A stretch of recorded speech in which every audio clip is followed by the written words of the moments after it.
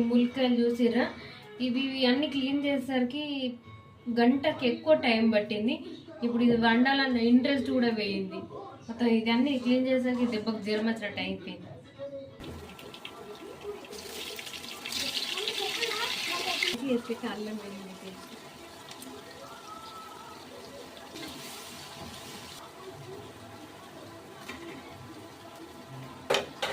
అయ్యో, చాకు కింద పడిపోయింది.